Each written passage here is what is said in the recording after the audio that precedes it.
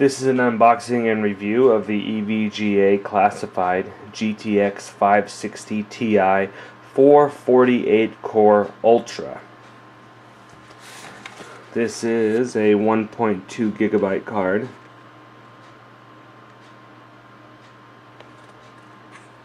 Supports the 3D Vision and SLI.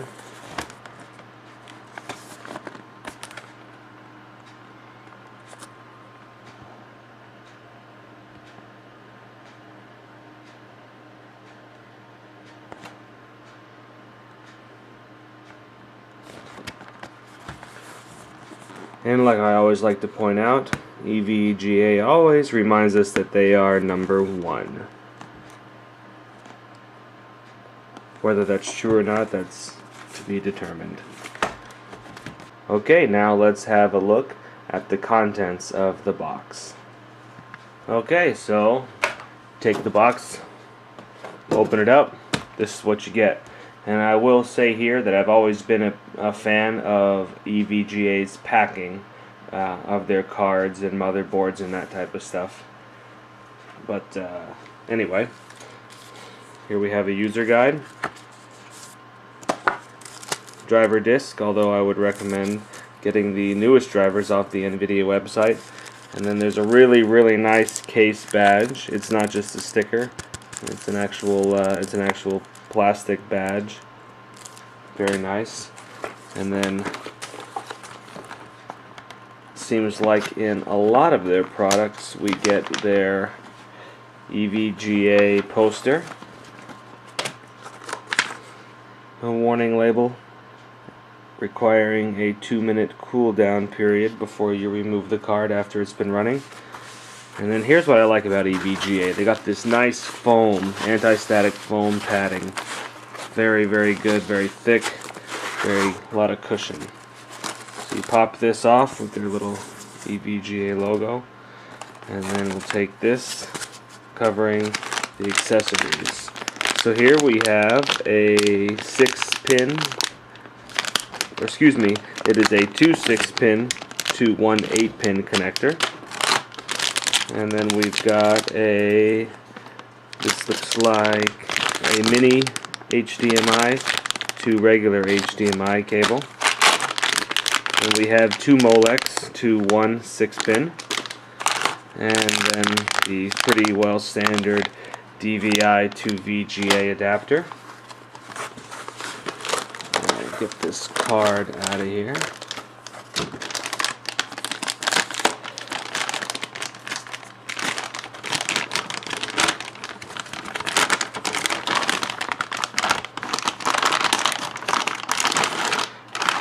So here is the classified 560 Ti 448 core Ultra card. Got your fan at the end here. This is tri and quad SLI capable. So a good look at the back. And then we got the PCI Express 16 connector there. And then here we've got 2 DVIs and then that mini HDMI. And these are also open a little more to these vent slots.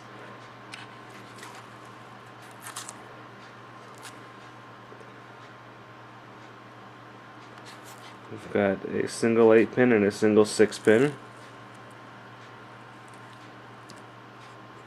I'm expecting this card to do quite well. I want to test it against a normal 560 Ti and just see what the boost in cores alone does. And then obviously this is Ultra, so I'm guessing it's running at an overclocked frequency as well too. But we'll be able to confirm all that once I get it installed and start testing.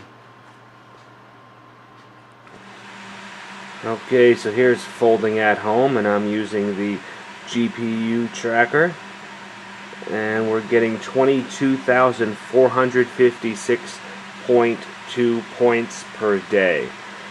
So that'll give you guys a relative idea how much data this card can crunch, and that's pretty good because even my 580 classified from EVGA that I run on my gaming computer they're doing about 27,000 points per day each. So this one doing about 5,000 points less for, man, like not like half the price, you know, well, more than, it's a little more than half the price. So that's a pretty good value that we're seeing in this card already. So let's continue on with the testing. Okay, so this testing was 3D Mark 11, and I took an average of 3 scores, and what I came up with on the total score, I came up with an average of P4206, and then an average graphics score of 5725. And then I also ran 3D Mark Vantage 3 times as well too, and in 3D Mark Vantage the average score was P12938, and the average graphics score was 17,564. So that will round out the 3D Mark scores. And now we're ready for the overview. Alright, so in conclusion, this EVGA classified GTX 560Ti 448 core Ultra, that's a mouthful. This card is pretty damn good. I'm very happy with it, especially for the price. I think I paid less than $300 for it, and I'm getting some pretty awesome performance. I know for sure 2 of these in SLI would pretty much kick butt on just about anything out there. And then it also appears that it would also support Tri-SLI and Quad SLI as well too, so you could really get some serious performance for such a small dollar amount. And I would say this is a card that has a hell of a lot of value to it. And that'll wrap it up. And as always, thanks everybody for watching.